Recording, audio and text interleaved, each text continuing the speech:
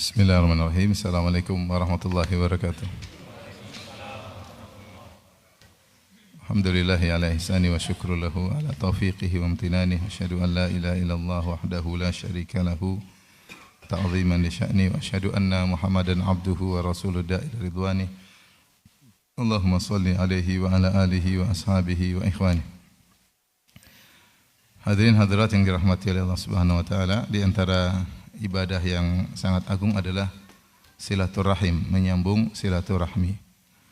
Oleh karenanya inilah di antara dakwah yang pertama kali Rasulullah SAW sampaikan ketika berhijrah ke kota Al-Madinah An-Nabawiyah. Kata Abdullah bin Salam radhiyallahu taala anhu, "Awwalu kalamin sami'tuhu minan Nabi sallallahu alaihi wasallam, ya ayyuhan nas, afshus salam wa atimut ta'am wa silul arham wa sallu bil lail wa nasu niyam tadkhul jannata bisalam."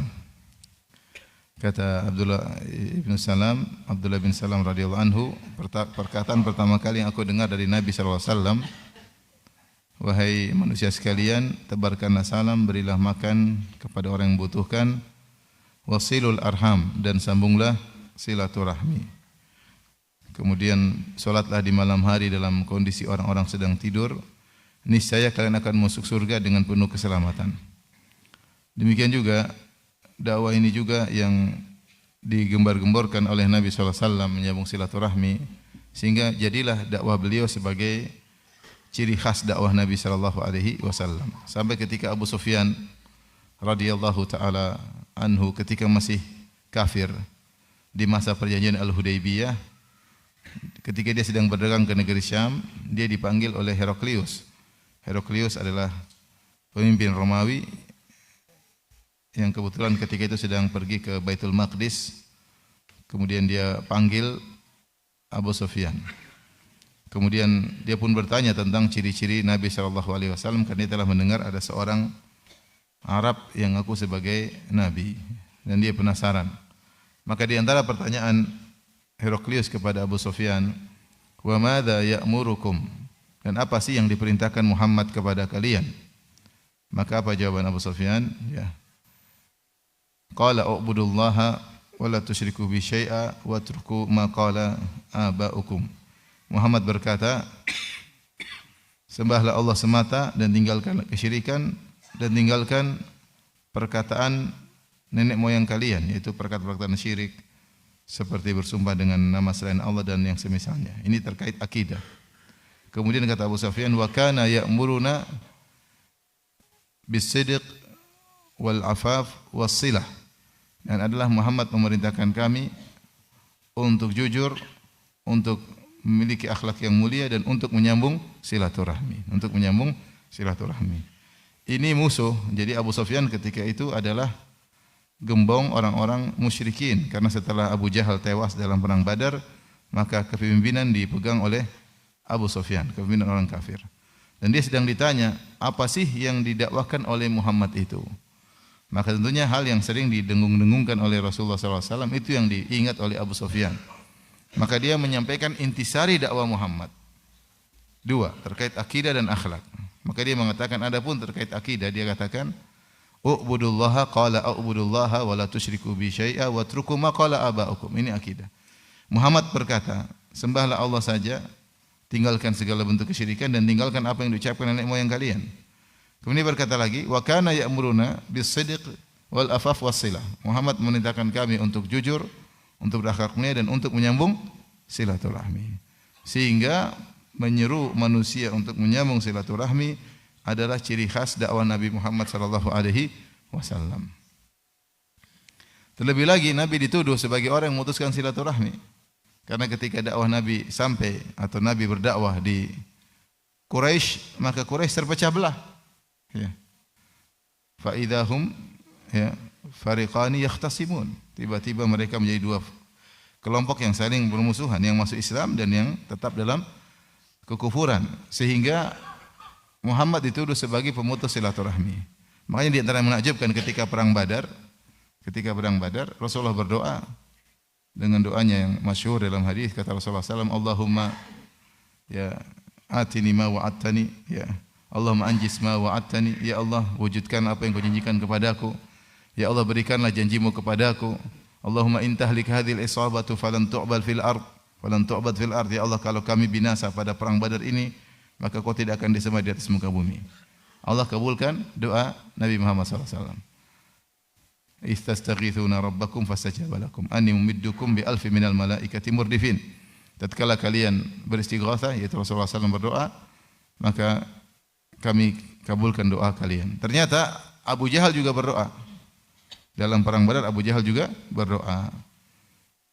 Yang Allah sebutkan dalam Al-Quran, in tastaftihu faqad ja'akumul fath. Kalau kalian meminta keputusan, maka telah datang keputusan. Dalam hadis yang sahih Abu Jahal berdoa, Allahumma ayyuna aqta' lirrahim wa atana bima lam na'rif fa ainhul ghadat. Ya Allah, antara aku dan Muhammad, siapa yang lebih memutuskan silaturahmi?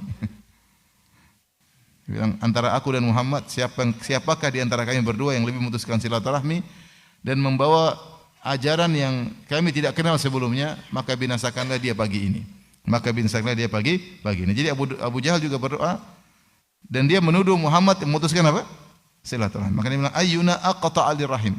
Ayyuna aqta'u lirrahim. Siapa di antara aku dan Muhammad yang lebih memutuskan silaturahmi dan mendatangkan kepada kami ajaran yang kami tidak kenal, maka binasakanlah dia pagi hari ini. Dan Allah kabulkan permohonan Abu Jahal. Dialah yang binasa. Dialah yang memutuskan silaturahmi. Dia yang merubah ajaran agama Ibrahim alaihissalam. Rasulullah dituduh merubah-rubah agama, justru Rasulullah kembalikan kepada kemurnian ajaran agama nenek moyang mereka, karena nenek moyang mereka semuanya Ismail bin Ibrahim. Semua Quraisy keturunan Ismail dan Ibrahim. Abu Jahal juga keturunan Ismail bin Ibrahim. Abu Jahal menuduh Nabi mendatangkan ajaran baru, pada hakikatnya bukan ajaran baru. Ini ajaran lama yang telah dirusak dan telah ditambah-tambah dan dikurang-kurangi. Dan Allah abadikan permohonan Abu Jahal tersebut dalam firman-Nya, in tastaftihu faqad ja'akumul fath, dalam surat Al-Anfal. Jika kalian minta keputusan, maka telah datang keputusan. Yaitu Allah binasakan Abu Jahal karena dia yang memutuskan silaturahmi. Taib. Intinya di antara intisari dakwah Nabi SAW adalah menyambung silaturahmi. Rasulullah menyuruh para sahabat untuk menyambung silaturahmi. Rasulullah memberi perhatian akan hal ini. Bahkan ketika Rasulullah SAW berdakwah kepada orang-orang Quraisy, orang Quraisy tidak mau menerima dakwah Nabi SAW, maka Nabi SAW berkata, walakin lakum rahimun sa'abulluha bibalaliha. Akan tapi aku dan kalian punya hubungan kekerabatan, hubungan kerahiman, dan aku akan membasahi kerahiman tersebut dengan basahannya. Itu balal maksudnya an-nada, yaitu embun-embunnya. Itu aku akan basahi rahim. Karena rahim, menyambung silaturahim dimaknai dengan membasahi. Ada memutuskan silaturahmi dimaknakan dengan sesuatu yang panas, sesuatu yang panas. Embun kalau kumpul maka dia bergabung.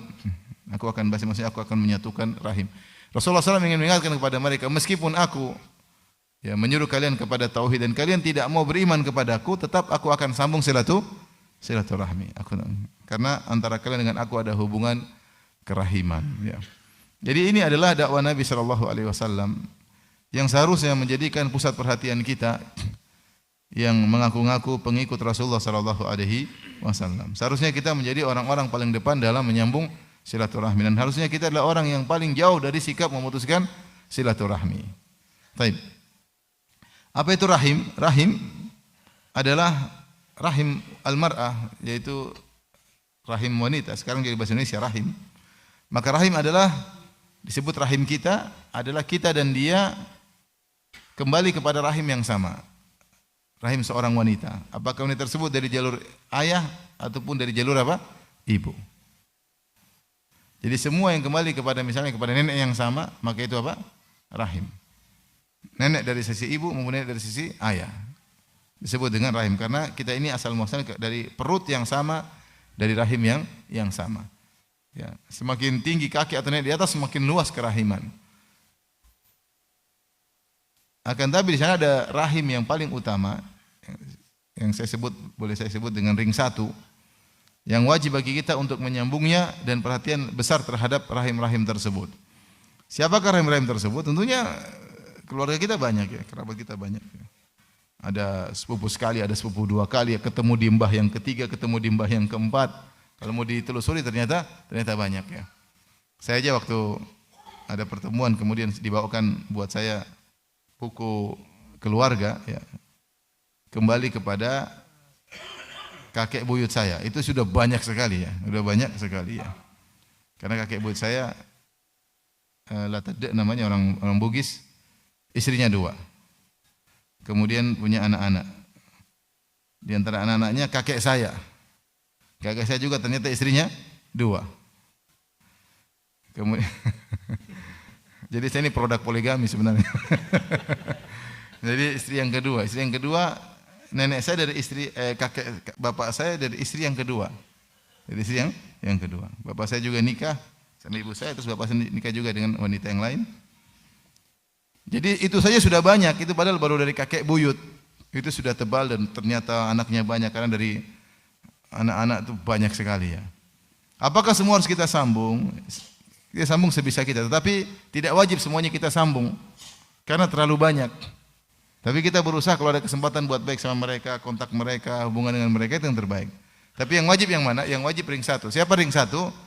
Ring 1 kakek nenek dari ayah, kakek nenek dari ibu. Perhatikan, kakek nenek dari ayah, kakek nenek dari ibu. Kemudian siapa lagi? Kemudian ayah dan ibu. Tentu lebih utama ayah dan ibu. Kemudian siapa lagi secara urutan ke bawah? Ayah dan ibu. Kemudian adalah saudara-saudari kakak ayah maupun saudara-saudari apa? Ibu. Saudara-saudari ayah misalnya kita bilang om sama tante. Saudara-saudari ibu kita misalnya katakan paman dan bibi. Paham? Ini semua ring 1. Jadi siapa saudara-saudara bapak, saudari-saudari bapak, siapa saudara-saudara ibu, siapa saudara-saudari ibu. Kemudian di bawahnya lagi adalah kita dan kakak adik kita. Kakak adik kita baik kandung seayah seibu maupun seayah, yaitu ibu kita dengan ibu dia beda tapi bapaknya sama, atau seibu, bapak kita dengan bapak dia berbeda tapi ibunya sama ya. Kita sekarang terkadang hanya fokus kepada saudara seibu, padahal saudara kita itu ada saudara seibu, seayah, sebapak seibu, ada saudara seibu, ada saudara sebapak. Ini semua adalah saudara yang harus kita sambung silaturahmi ya. Silaturahmi. Kemudian setelah itu anak kita semua perhatikan ya. Setelah anak kita ponakan juga harus kita sambung. Mereka rahim kita ring 1. Anak-anak dari kakak, anak-anak dari adik, ya, ini semua ponakan-ponakan. Kemudian cucu-cucu kita. Ya. Ini ring 1 semuanya. Ya. Masih ingat tidak? Coba ulang. Ring 1 siapa aja? Kakek nenek dari ayah maupun kakeknya dari ibu. Terus ayah dan ibu. Terus saudara-saudara kandung sebapak seibu. Belum dulu, paman-paman dulu ya. Paman-paman, saudara-saudara, saudari ayah maupun saudara-saudari apa? Ibu. Setelah turun lagi saudara-saudara, saudara-saudara sekandung maupun saudara-saudara seayah maupun saudara-saudara seibu. Setelah itu anak-anak dan keponakan-keponakan. Setelah itu baru cucu. Ini semua rahim ring 1. Yang dikatakan kepada dalam hubungan kita, dia adalah mahram kita. Kalau seandainya dia perempuan, dia adalah mahram kita. Ponakan kita mahram kita, bibi kita mahram kita. Paham? Dia ring 1. Ring 2 seperti sepupu ring 2.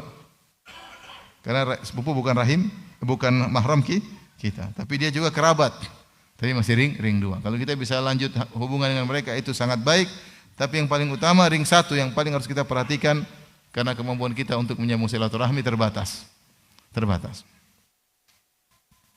Ya. Jadi yang paling utama adalah tadi ya, kita harus sambung. Taib, menyambung silaturahmi adalah ibadah yang sangat agung, maka dia merupakan sebab masuk surga. Dia sebab masuk surga. Allah Subhanahu wa taala berfirman dalam surat Ar-Ra'd mulai ayat 20 sampai ayat 24. Di surat Ar-Ra'd ini Allah menyebutkan 2 amal.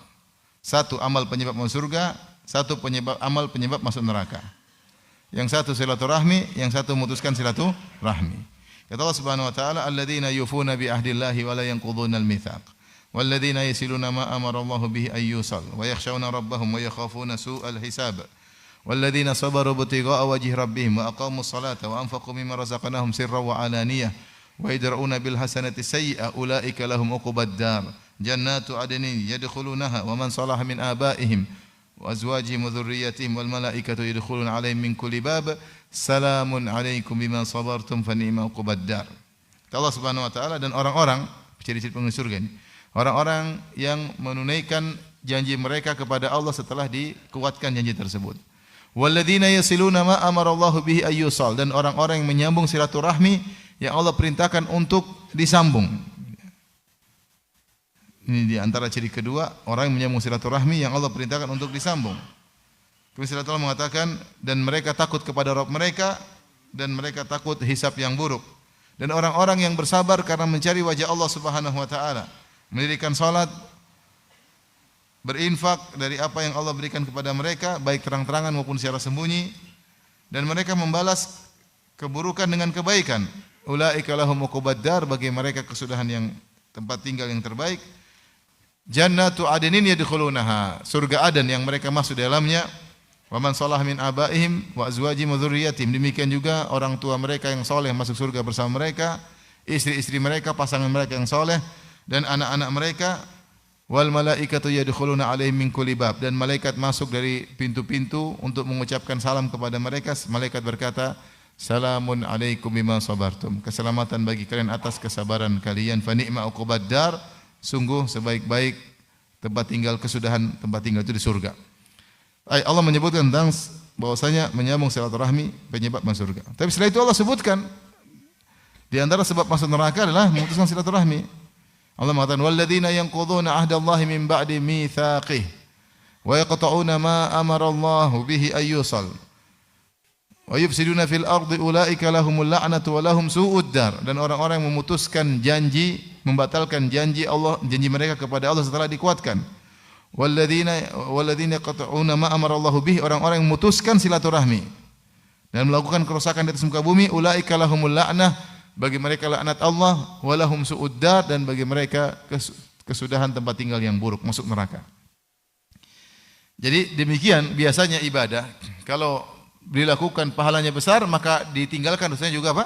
Besar. Contoh tauhid, amalannya besar, pahalanya besar. Kalau ditinggalkan syirik, dosanya juga sangat besar. Contoh berbakti kepada orang tua, pahalanya sangat besar. Kalau durhaka juga sangat besar. Dan demikian selalu berbanding lurus. Maka demikian juga ketika menyambung silaturahmi, pahalanya sangat besar, maka memutuskan silaturahmi juga dosanya sangat besar. Orang yang menyambung silaturahmi,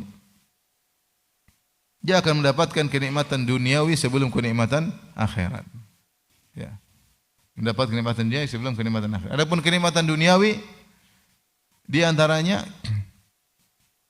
orang yang suka menyambung silaturahmi akan dilapangkan rezekinya, dipanjangkan apa? Umurnya. Kita ini dunia ini yang paling kita suka apa? Panjang umur sama duit banyak, iya enggak? Dunia yang paling kita suka apa? Panjang umur, duit banyak. Makanya kenapa kita olahraga, kenapa kita makan milah-milih, tidak makan sembarangan, karena pingin panjang umur. Terus kenapa kita kerja sampai banting tulang, sampai dibanting orang, semuanya karena ingin cari duit banyak. Rezeki yang banyak, rezeki yang lapang. Ini cita-cita. Umur panjang, rezeki yang lapang. Salah satu cara agar umur panjang, rezeki lapang adalah menyambung silaturahmi. Nabi berkata, man sarrahu an yubsatalahu fi rizqihi wa in sa'a fi athari falyasil rahimah. Siapa yang suka dipanjangkan umurnya, dilapangkan rezekinya, maka sambunglah silaturahmi. Baik. Bukti menunjukkan orang yang suka nyambung silaturahmi, umurnya panjang dan rezekinya banyak. Hadis ini dua pendapat di kalangan para ulama, disebutkan panjang lebar oleh Ibnu Hajar dalam Fathul Bari. Apa yang dimaksud dipanjangkan umurnya, dilapangkan rezekinya? Pendapat pertama maksudnya adalah kenyataan. Secara real, orang kalau tadinya hidupnya sederhana, tiba-tiba dia suka nyambung silaturahmi, rezekinya Allah tambah. Kelihatan duitnya tambah banyak. Kenapa? Karena dia suka nyambung silaturahmi. Kemudian juga mungkin umurnya sekian, setelah dia menyambung silaturahmi, umurnya tambah banyak. Secara real nyata, bahwasanya rezeki diperbanyak dan umur diperpanjang oleh Allah Subhanahu wa taala. Ya. Ini di antara keutamaan menyambung silaturahmi. Kemudian pendapat kedua, mereka mengatakan rezeki tidak berubah, umur tidak berubah karena tidak mungkin berubah takdir. Ini pendapat kedua. Rezeki tidak berubah, umur tidak berubah, tapi yang dirubah keberkahan, keberkahan. Sehingga rezekinya begitu saja, tapi berkah. Untuk umrah misalnya, untuk sedekah, untuk memberi makan kepada tetangga, kepada keluarga. Intinya rezekinya berkah sehingga dia tidak gunakan rezekinya untuk yang hal yang haram. Mubadzir lah, buang-buang duit ke sana kemari, tidak. Ketika dia menjamu silaturahmi, Allah membuat dia cara mengatur rezekinya dengan penuh keberkahan. Umurnya pun demikian. Umurnya tidak habis buat nonton film Korea, film India, tidak. Umurnya berkah untuk belajar, untuk baca Quran, untuk kegiatan-kegiatan Islami. Ini pendapat kedua dan ini pendapat dipilih Ibnu Hajar rahimahullah taala. Tetapi saya lebih cenderung pada pendapat yang pertama, bahwasanya orang suka nyambung silaturahmi, rezekinya benar-benar ditambah. Umurnya benar-benar dipanjangkan dan bukti menunjukkan betapa banyak orang sambung silaturahmi, rezekinya lancar. Rezekinya lancar dan umurnya dipanjangkan. Berarti ini kenikmatan duniawi yang didapatkan bagi orang menyambung silaturahmi. Kemudian kenikmatan berikutnya di antaranya datang dalam sebagai riwayat. Siapa yang menyambung silaturahmi, disebut oleh Ibnu Hajar dalam Fathul Bari, yadfa'u anhu mitatassu. Siapa yang menyambung silaturahmi akan ditolak darinya su'ul khatimah. Ditolak darinya mati yang buruk. Mitatassu, yaitu cara mati yang buruk. Oleh orang yang menyambung silaturahmi insyaallah dapat husnul khatimah. Dapat husnul khatimah. Ini cerita, saya punya kerabat. Dia bukan orang yang alim, bukan orang rajin ibadah, tapi dari dulu saya masih kecil, saya sudah dengar ini orang suka nyambung silaturahmi. Suka nyambung silaturahmi. Bahkan keluarga saya di Papua, Sorong jauh. Dia kirim uang untuk datang ke acara dia, diberikan tiket berangkat, padahal tiket dulu mahal ya, zaman-zaman dulu. Untuk masuk datang ke acaranya. Artinya kemudian waktu saya ketemu dia sering bilang nenek kita masih ada. Dia perhatian sama orang-orang yang sudah tua yang masih hidup ya. Meskipun itu mungkin tante jauh ini dia perhatikan. Orang yang suka nyambung silaturahmi. Pokoknya keluarga dia suka nyambung. Tapi dia tidak ngaji, mungkin sholat juga jarang-jarang. Qadarullah terakhir dia mau meninggal. Dia baru tahu punya ponakan namanya Firanda. Maka kemudian dia kontak saya, kemudian dia minta ada ustadz yang ngajarin dia mulai ngajarin, mulai belajar ngaji, belajar zikir pagi petang, mulai sholat. Kemudian subhanallah tutup usia sekitar 80 tahun. Dalam kondisi berzikir kepada Allah Subhanahu wa taala.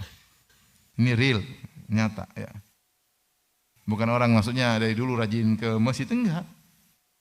Tapi karena mungkin di antara sebab dia suka nyambung silaturahmi, Allah menutup dia dengan kesudahan yang indah. Oleh karenanya orang yang suka nyambung silaturahmi, kata Nabi sallallahu alaihi wasallam, yadfa'u anhu mitatassu. Maka silaturahmi akan mencegah dia dari kematian yang buruk. Secara umum siapa suka menyambung silaturahmi, Allah tidak akan menghinakan dia. Dalam hadis kata Rasulullah SAW, lamma khalaqallahu al-khalqa qamatir rahim.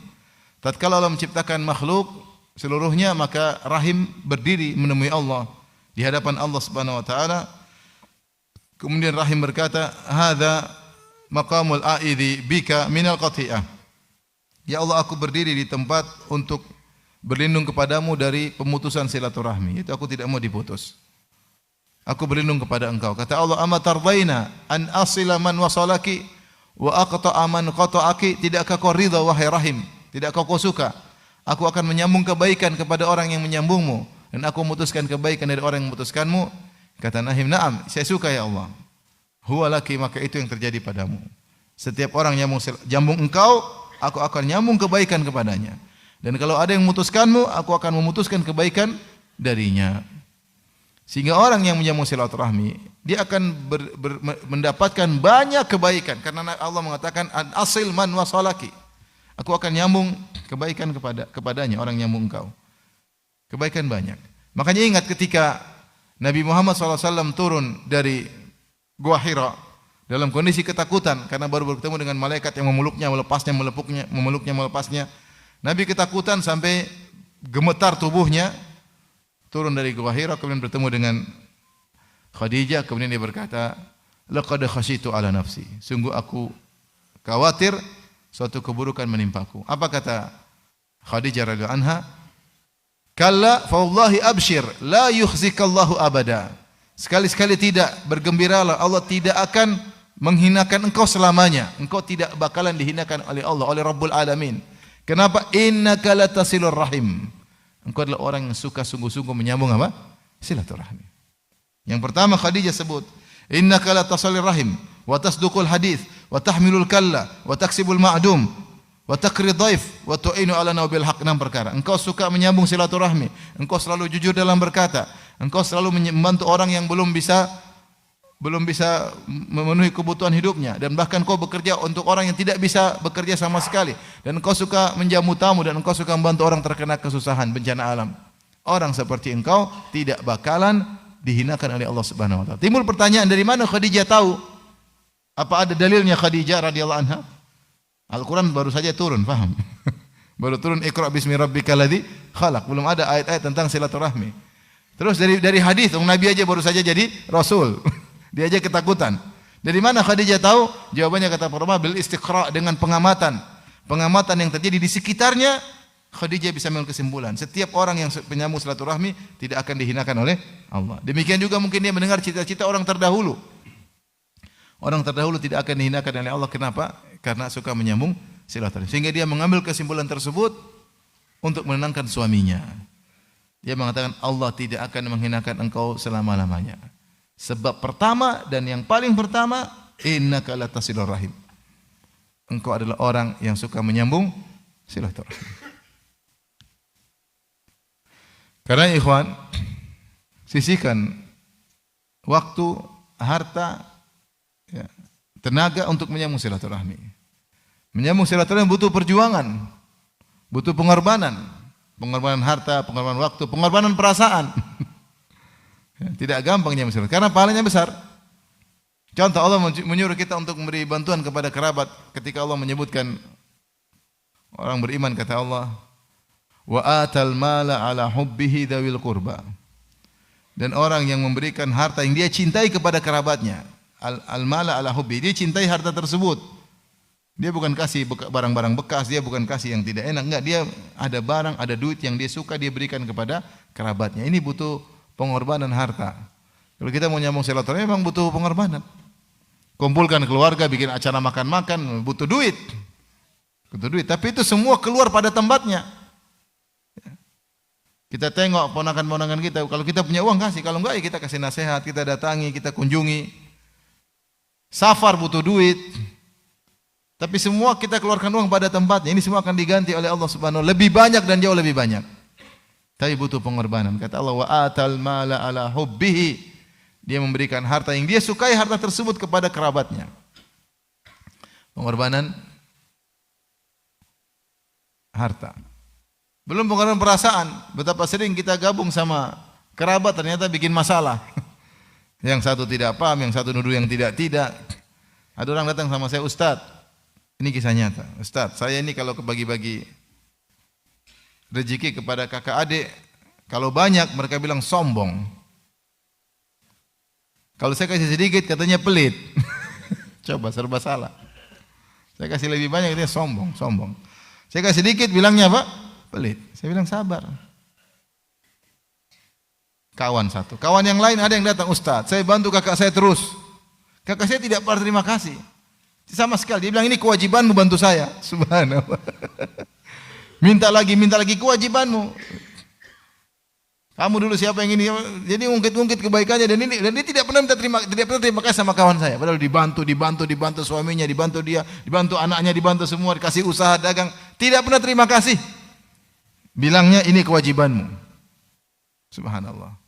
Saya bilang itulah silaturahmi, butuh perjuangan. Tapi rezekinya lancar. Enggak apa-apa dia ngomel-ngomel kakak, yang penting rezeki apa? Lancar. Subhanallah, terkadang silaturahmi itu ada pengorbanan perasaan. Makanya ketika Allah menyebut tentang ciri-ciri penghuni surga tadi surah Ar-Ra'd yang kita baca tadi. Kata Allah, wal malaikatu yadkhuluna alaihim min kulli bab salamun alaikum bima sabartum. Dan malaikat masuk kepada mereka dari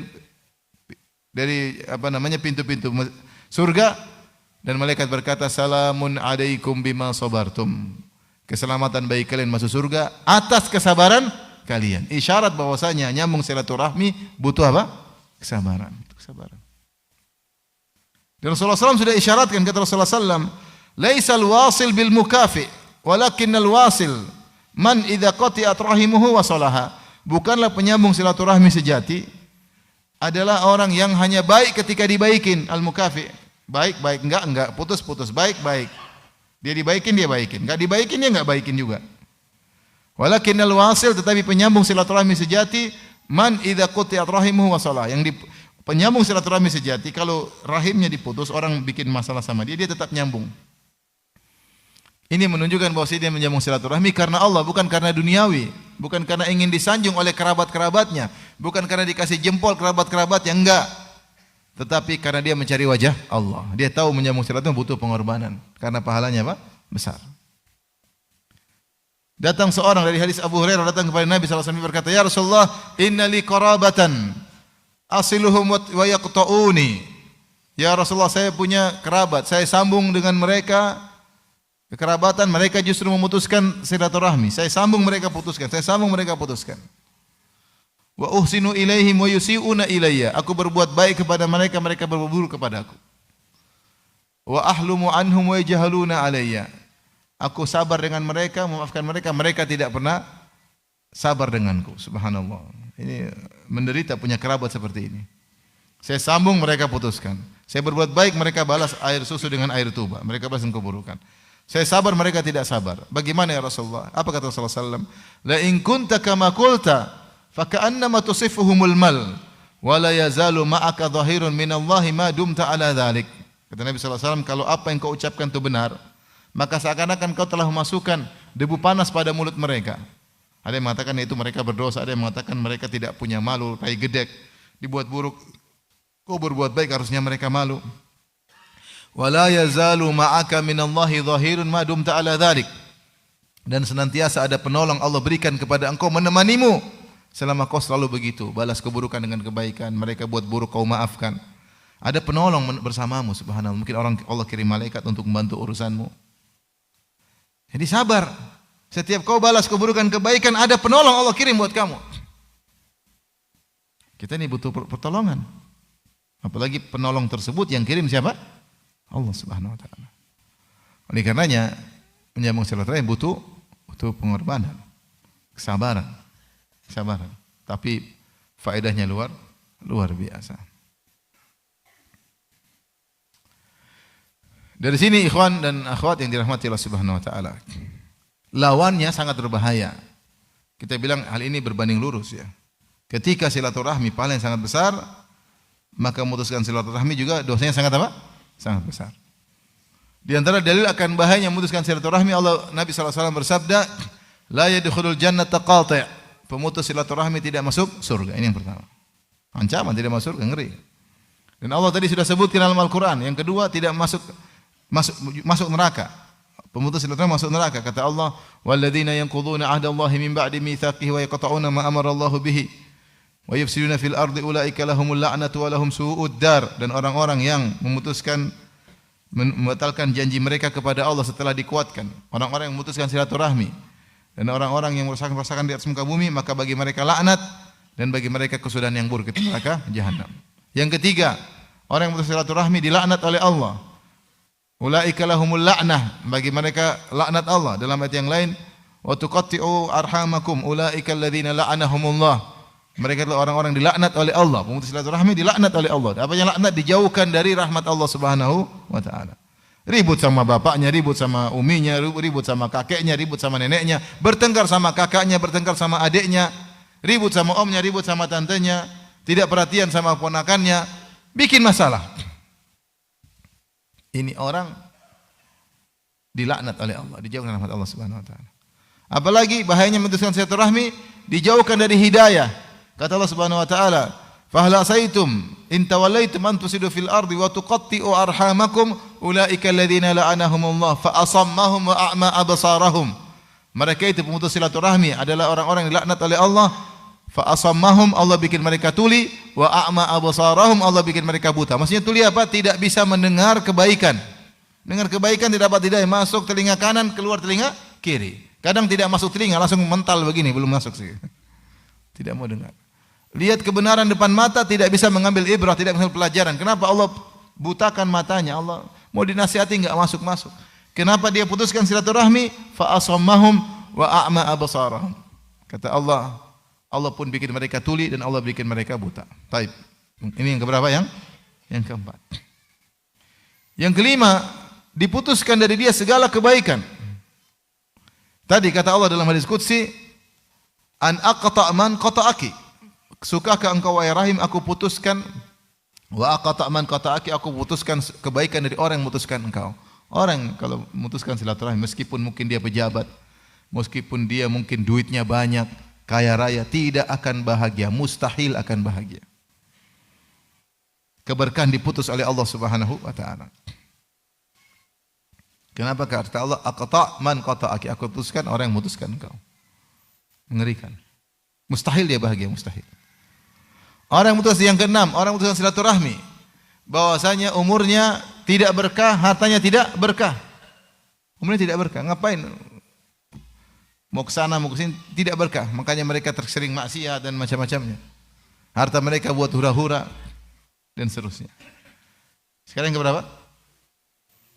Yang ketujuh, di antaranya salatnya tidak diterima. Kata Nabi sallallahu alaihi wasallam, salasatun la turfa'u lahum fawqa ru'usim shibran. Salasatun la turfa'u lahum salatum fawqa ru'usim shibran. 3 orang yang salatnya tidak akan diangkat di atas kepala mereka meskipun sejengkal. Amal kalau mau diterima diangkat. Ya. Ilaihi yas'adul kalimut thayyib wal amalu shalih yarfa'u. Ini amal terangkat. Tapi ketika cuma nyantol di kepala tidak bisa naik, tidak diterima. Siapa 3 orang tersebut yang salatnya tidak terima? Kata Nabi sallallahu alaihi wasallam, rajulun amma qauman wa hum lahu karihun. Seorang jadi imam padahal makmumnya semua enggak ada yang suka sama dia. Suaranya jelek. Salatnya kelamaan. Ya.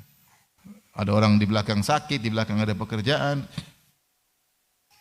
Terkadang ada imam, ya beda kalau memang tarawih. Kadang salat-salat biasa, masjid umum salatnya kelamaan. Dia mau murajaah jadi imam. Murajaah nanti di masjid, jangan pas jadi imam. Jadi imam perhatikan makmum di belakang, ada yang susah, ada orang tua, ada yang ini. Maka enggak boleh seperti itu. Ya, orang tidak suka sama dia. Ya. Pede jadi imam padahal tidak ada yang suka sama dia. Ini orang seperti ini salat tidak terima. Yang kedua, imra'atun batat wa zawjuha 'alaiha karih. Perempuan yang tidur sementara suaminya jengkel sama dia. Dia bikin masalah sama suaminya ngomel-ngomel, kata dia assalamualaikum, tidur. Suaminya jengkel, dia tidak peduli, dia mau tidur pakai selimut.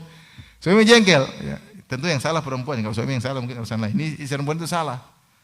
Terus dia tidak peduli dengan kemarahan suaminya, dia cuekin kemarahan suaminya padahal dia yang salah, perempuan yang salah, maka perempuan ini salatnya tidak diterima. Dalam riwayat kata Nabi sallallahu alaihi wasallam, al-akhawani mutasariman, 2 orang yang saling bertengkar, 2 orang yang saling diam-diaman, tidak diterima salatnya. Datang dalam sebagian riwayat dalam Musnad al-Imam Ahmad, dihasankan oleh Al-Arnaud. Kata Rasulullah sallallahu tu'radu a'malu bani Adam yaumul khamis lailatul jum'ah fala yuqbal amalu qati'ir rahim. Dipaparkan amal para hamba kepada Allah setiap hari Kamis malam Jumat dan tidak diterima amalan orang pemutus silaturahmi. Kasihan.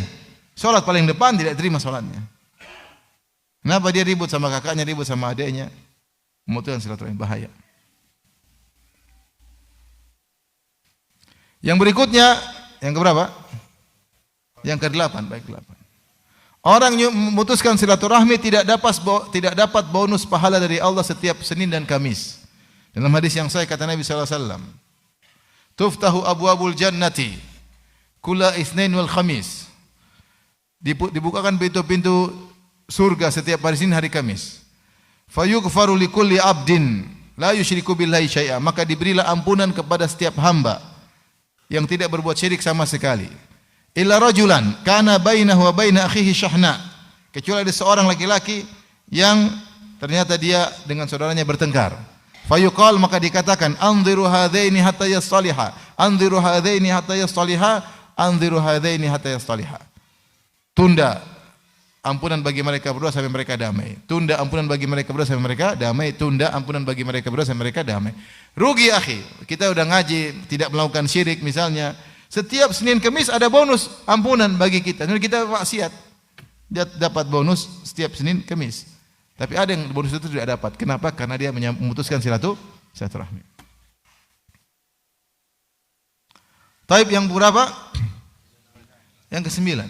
Kalau memutuskan silaturahmi, menolak su'ul khatimah, maka kalau menyambung silaturahmi, menolak su'ul khatimah, maka memutuskan silaturahmi bisa menimbulkan apa? Su'ul khatimah. Su'ul khatimah. Orang ribut sama orang tuanya, ribut sama bapaknya. Lihat bagaimana matinya nanti. Yang terakhir, orang yang memutuskan silaturahmi susah lewat sirat. Susah lewat sirat.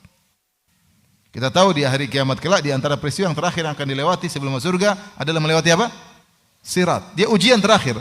Makanya para nabi menanti di situ, menanti umatnya lewat, dan semua nabi mereka lewat dulu kemudian mereka tunggu. Dan semua nabi perkataan cuma 3. Allahumma salim salim. Cuma 3 lafal. Allahumma salim salim. Ya Allah, selamatkan, selamatkan. Namun ternyata tidak semua dapat syafaat para nabi. Tidak semua selamat. Di antaranya umat Muhammad tidak semuanya bisa lewat sirat. Banyak di antara mereka terjungkal masuk neraka jahanam. Ini adalah yang paling terakhir ujian, yaitu sirat. Apa yang terjadi bagi orang yang memutuskan silaturahmi? Kata Nabi SAW, tursalu wa tursalu ar-rahim wal amanah fatakumani jambatai sirat. Maka dikirimkanlah amanah dan rahim. Lalu mereka berdua berdiri di pinggiran sirat. Di pinggiran apa? Sirat. Apa kata para ulama seperti Ibnu Hajar dan Fathul Bari? Maksudnya rahim dan amanah ini menunggu orang lewat. Kalau ada orang lewat, orangnya amanah. Dan orangnya suka menyambung silaturahmi, maka diberi syafaat agar segera melewati sirat.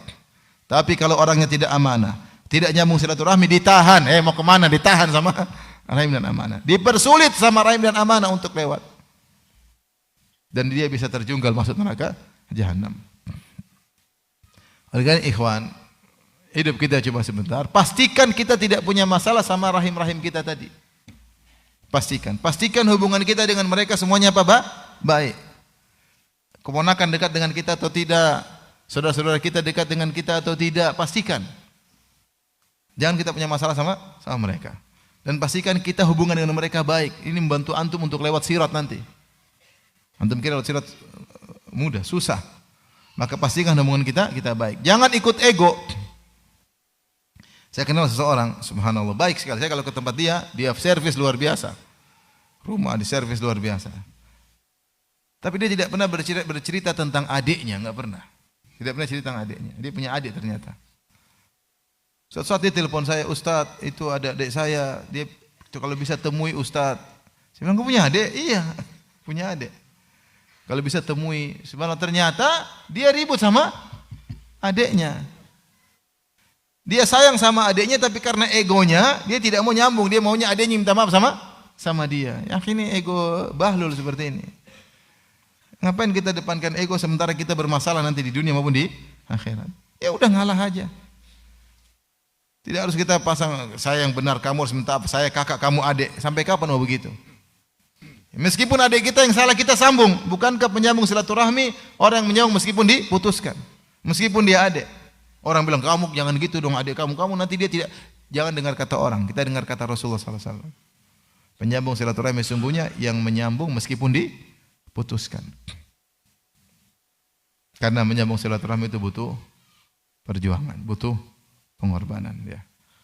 Oleh ikhwan, berusaha kita beramal soleh, di antaranya menyambung silaturahmi, dan hati-hati jangan sampai kita memutuskan silaturahmi. Tapi demikian saja yang bisa saya sampaikan. Kurang lebih saya mohon maaf. Kalau ada yang bertanya silakan.